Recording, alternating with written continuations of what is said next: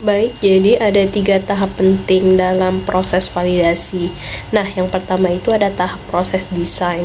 Jadi pada tahap ini tuh merupakan tahap pengembangan yang mencakup pengumpulan dan analisis data, yang mana berguna untuk kontrol kualitas dan kontrol produksinya. Jadi setiap produk itu kan harus memenuhi syarat atribut mutu yang telah ditetapkan. Nah, contohnya itu pada CQA itu Critical Quality Attributes, yang mana CQA ini berfokus pada kualitas bahan-bahan produk farmasi tersebut.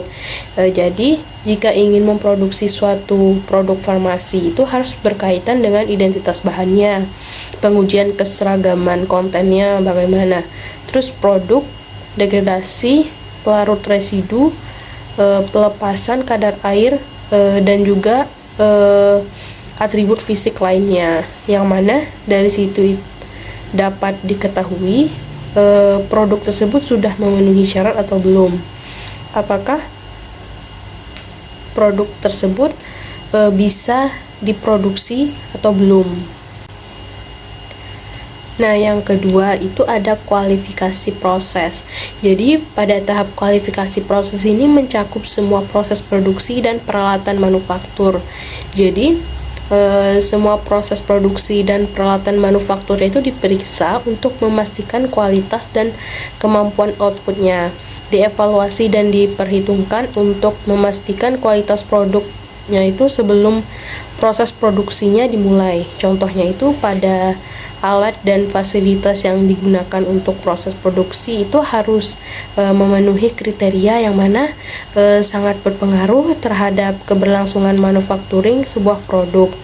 Jadi kualifikasi proses akan berpengaruh terhadap keberlangsungan manufacturing sebuah produk yang akan diproduksi.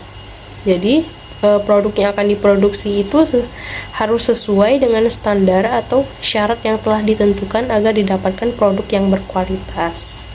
Nah, yang ketiga atau yang terakhir itu tahap verifikasi proses berkelangsungan.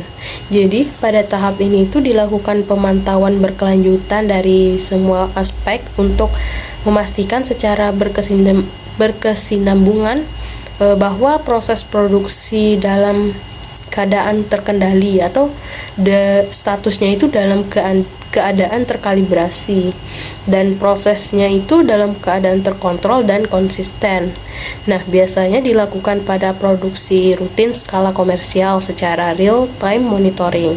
Nah, contohnya itu pada saat verifikasi lanjutan ini pada proses produksi terjadi perubahan pada produknya, maka pada tahap ini itu dilakukan pengawasan pada produk dan memberikan informasi ke tahap desain jika terjadi perubahan yang signifikan pada proses produksinya.